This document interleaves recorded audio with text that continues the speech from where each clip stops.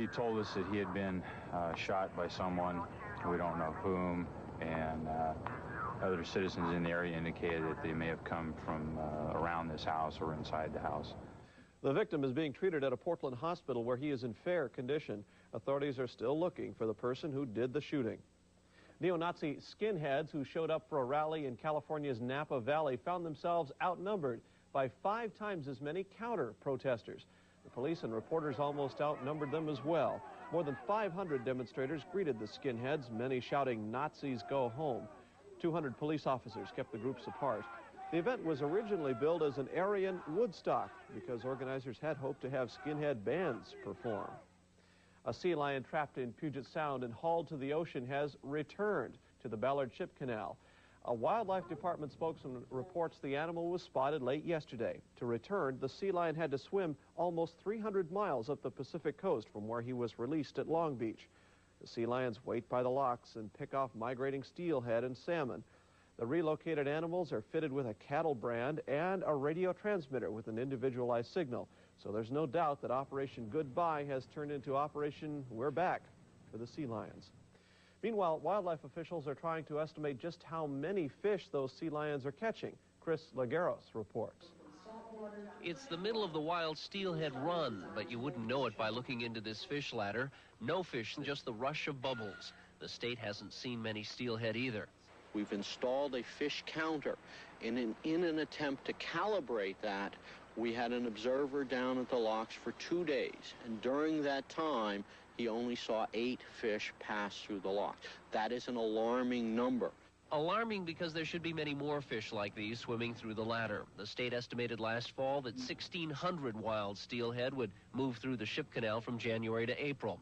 But less than half of those fish were expected to make it upstream to spawn. Sea lions would eat many of the rest. Now, it looks like even fewer steelhead will survive the spawning run. The state says we'll have to wait until at least June to get an accurate number of the surviving fish. Wildlife agents will spend the next couple of months walking 60 miles of streams in the Lake Washington watershed, counting steelhead nests in those spawning areas. And only after we get accurate counts will we be able to come up with a real, reliable number. Chris Lagueros for CBS News. This weekend, the Midwest is living up to its reputation for heavy snow and cold weather. But you do not have to drive too far outside of the Portland metro area to find winter at work. This is how it looked in downtown Hood River a few hours ago.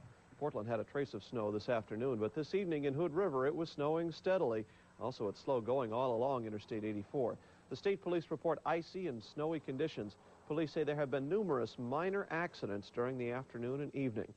Time now to check in with Randy Quern in the Weather Center, who has more to say about the weather in the Gorge and other places tonight. So much more. Why is it snowing in Hood River? Well, cold air, as you know, forms sort of a dome of air, and then the warm air comes in and slides over the top of that dome. Are you with me so far? And the cold air gets squeezed out, the moisture does, and it all falls. Visual aids, this is what television is all about. Anyway, that's what's causing not only the snow in the gorge, but the freezing rain in the gorge, but eventually that warm air is going to be everywhere. Temperatures are going up. Boy, we got a lot of neat stuff coming in weather in just a few minutes. Stay right here, Mark. This is all so darn technical. I don't get any of it. Ann Schatz is next with sports and highlights of the state AAA girls basketball. Right, North Eugene and Sunset going at it. And I'll tell you what, the Highlanders made this game a blowout. We'll show you why in just a second.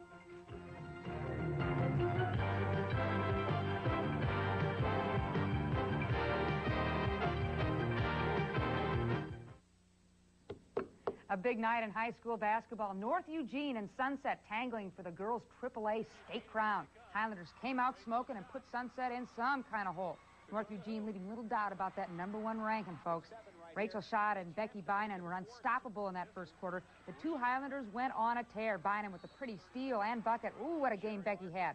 The Apollo's first hoop came with under 2 minutes left in that first quarter. 20-2 Eugene after 1.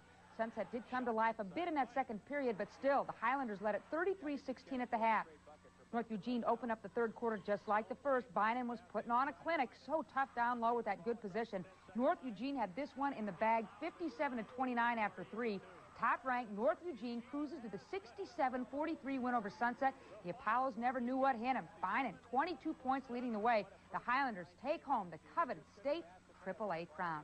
And the third place final goes to none other than Glencoe, defeating Tigard 44-33. Amy Clabo with 20 points, the Tide avenging 2 earlier losses to Tigard this season. Top-ranked Arizona closes its regular season with a hard-fought win over stubborn UCLA on the road today. This game was the exact opposite of the one played 2 weeks ago, where the Cats posted a 38-point romp over the Bruins. UCLA was thinking upset all the way. Arizona had but the 4-point halftime lead. Pretty feed from Elliott to Cook there. Second half, just as tight. The Bruins tied the game 3 times, but just couldn't hold off Elliott, who scored 26 points, 13 boards. Arizona wins at 89-86. The #1 Wildcats will be the team to beat in the upcoming Pac-10 tournament next week. A wild one in the ACC between 20th-ranked North Carolina State and Wake Forest. The two teams put in a full day's work and then some, going 4 overtime periods to decide this one. The Wolfpack finally win the 2.5-hour marathon, 110-103, the longest game in league history. And the victory clinches a tie for the ACC championship for North Carolina State. Other top 10 scores for you. Oklahoma, #4, bombs Nebraska 103-76. Missouri just gets past Colorado by a singleton, and Michigan routs Iowa 119-96. To the Pac-10, USC gets beat, what else is new, by Cal 74-62. WCAC tournament going on in San Francisco. St. Mary's #17 drills Portland. Boy, there's no surprise, but look at the final, 86-48. The Pilots finished their miserable year at 2-26. To the NBA, the Knicks win their 23rd straight at home, beating Chicago. Boston comes up short against New Jersey by 3. Washington, a 119-105 win over Dallas. That helps Portland's playoff chances. The Spurs snap their 13-game losing streak, defeating Denver this evening. The Clippers get bombed by Phoenix.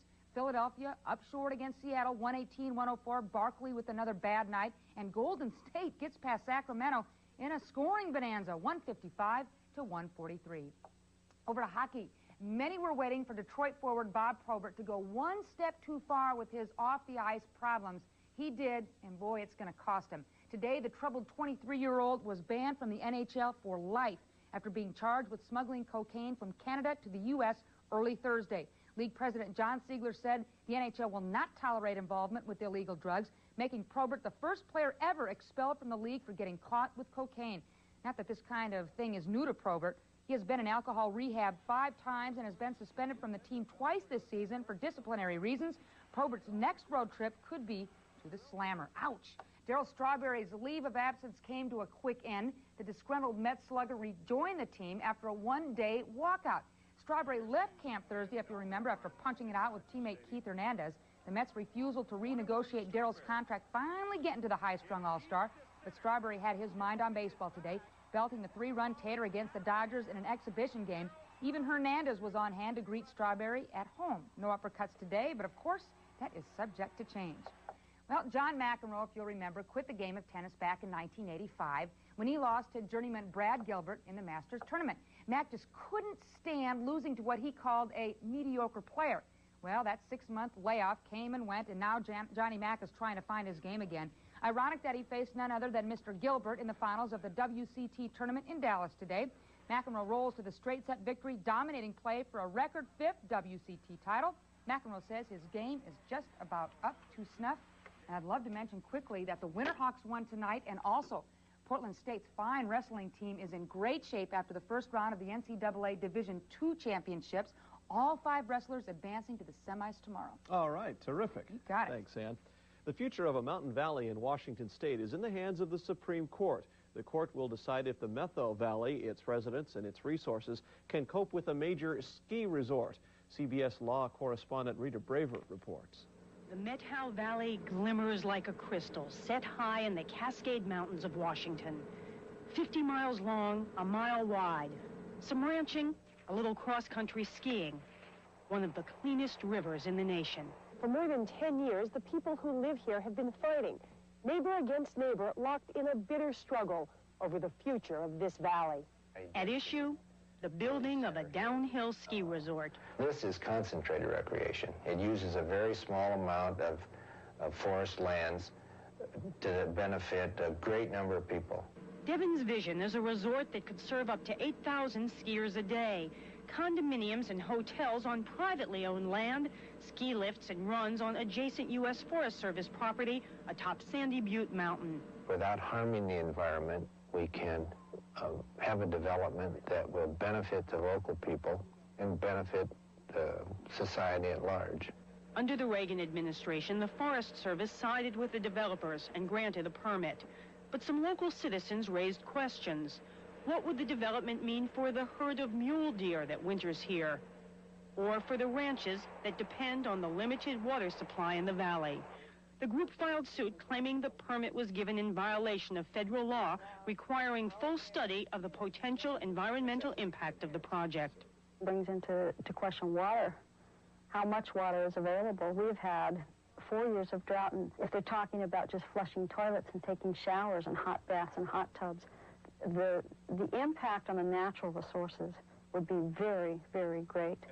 Other longtime residents insist that the environmentalists just want to keep the good life in the valley for themselves. It's not a matter of now that we're here and we've got what we want, we can close the door to everybody else. It's not really a fair attitude. So far, though, the preservationists have kept the crowds out. The U.S. Supreme Court is now considering the case and will determine the fate of this valley by the time the snow melts. Rita Braver, CBS News, Winthrop, Washington. Randy KOIN is here with another look at the weather. And a lot of different things around the state to talk about. Rain, snow, freezing rain, and some clearing. Before we get to that, let's take a look at the lucky lottery numbers tonight.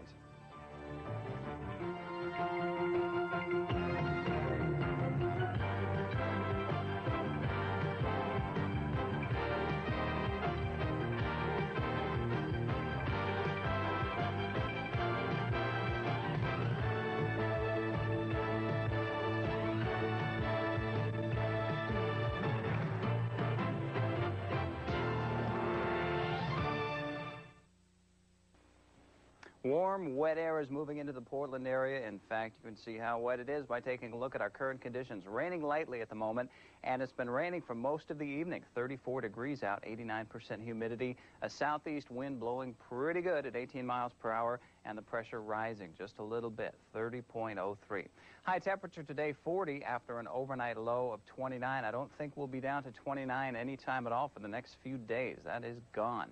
Take a look at high temperatures. Many of these numbers have gone in since 4 o'clock this afternoon. After the sunset, temperatures started to rise a little bit, and that includes our warmest spot of the day, 57 degrees down at North Bend. They were 55 at 4 o'clock this afternoon, 39s in Salem and Eugene. Here's a 35 in the Dalles. 6-hour rainfall amounts. A blast of moisture has come through the northern part of the state and western Washington. You can see we've had 1/10 of an inch here in Portland and 7/100 at Astoria. Now this is falling as snow in the Dalles area. 11 p.m. freezing rain reported in Troutdale, and we've got rain, that's the green dots, and some drizzle up in Olympia, and temperatures really quite mild. Still 39 in Eugene, that's with our high temperature, and still 54 degrees at the moment at North Bend. Eastern Oregon getting a few snow flurries here and there, and rather cool, 27 Pendleton, 28 at Baker. Here's our U.S. picture, and there's a big storm brewing down south. In fact, right now, tornado watch is in effect for Louisiana and Mississippi. At Vicksburg, Mississippi, they've had some pretty good-sized hail today. Golf ball-sized hail is the official meteorological definition of how big it was. This is very cold air plummeting down through Texas. In fact, high temperatures in Texas tomorrow are going to be in the 30s in northern Texas. It usually should be in about the 60s or 70s this time of year. 20s all through the central plains, teens up in the northern plains, and down in Florida. Here's your Grapefruit League baseball, temperatures in the 80s. That should be quite pleasant. Let's take a look at our 5 o'clock satellite image. You can see where the moisture is offshore. This is all of this warm, moist air. Now watch the advancement as we move towards 11. It blasts through the northern part of the state, and as it runs into the cold air that is over us, get out your visual aids at home. It hits that dome of cold air and squeezes out all the moisture. Freezing rain in the gorge, snow in northern and eastern Oregon, but just rain in the Willamette Valley and along the coast. And there's another storm system that'll be brewing out here again tomorrow. That'll be across us pretty much the whole day. So most of the day tomorrow, we will have some light rain, occasionally a little heavier than that. Forecast low temperatures for tonight. Mid to upper 30s in the west and mid to upper teens in the east. It looks like freezing rain or snow will continue throughout the northeastern part of the state tonight. Showers in the west and a little bit of snow flurries in central and southern Oregon. For tomorrow, temperatures a couple of degrees warmer than today, upper 40s, low 50s in the west, and it should be in the mid-30s in the east. Here's tomorrow's conditions. Windy, could have 40-mile-per-hour winds, and that's sustained winds on the north coast, and some late afternoon rain or snow showers in the central part of the state. Local forecast, occasional light rain tonight, freezing rain in the East County area. Low temperature, not much cooler than it is right now. In fact, I expect it to warm up a degree overnight. Tomorrow, rainfall, high temperature, at least 50 degrees. We could see 55. And through the week, the rain is with us to stay. I don't see any more episodes of that snow or the freezing rain. I think that's gone for a few days. Hey, we live in Oregon. We love this stuff. We love it. Thanks, Randy. Portland's Saturday Market is open for business again. This was opening day of the market's 16th season under the west end of the Burnside Bridge. As in the past, each item on display is made by the person who is selling it. The name of this crafts market is a little misleading because it's open on Sundays, too, from 11 to 4:30.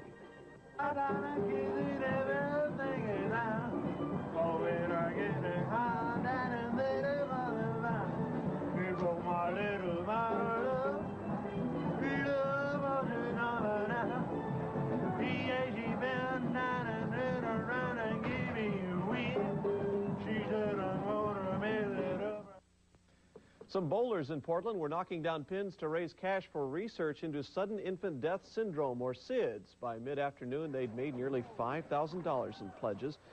Last year, this event took in more than $14,000 for the American SIDS Institute in Portland.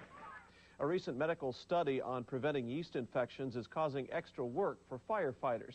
Ed Yates explains. It seems like we can pop anything in the microwave these days, but firefighters would challenge even the most scrutinizing consumer to find any brand of panties labeled microwave safe. But in the last few months, someone again has tried to bake these garments based on what appears to be a scientific recipe for reducing the risk of yeast reinfections. All this talk about microwaving comes from a study published in the Journal of Reproductive Medicine. It simply says microwaving freshly laundered panties at the high setting for 5 minutes kills the yeast. The authors, though, claim their study has been misinterpreted at least twice, even though the language in the report is precise. Researcher Lou Ellen Phillips now says the year-old study is still preliminary and not for use by the lay public. She says they never said, put your panties in the microwave. The Boise fire and another last summer in West Jordan, Utah were minor but potentially dangerous. Well, obviously we don't recommend that for anybody. A microwave is a source of heat, and so when you put combustibles next to a heat source, you'll have a fire. A California microbiologist says microwaving your underwear is a sure way to set your kitchen on fire, and while it may prevent reinfection, it won't cure the yeast problem. For CBS News, this is Ed Yates. We'll see. Oh, gosh, I can't stop laughing. We'll see you tomorrow at 5. Don't do that at home. Good night.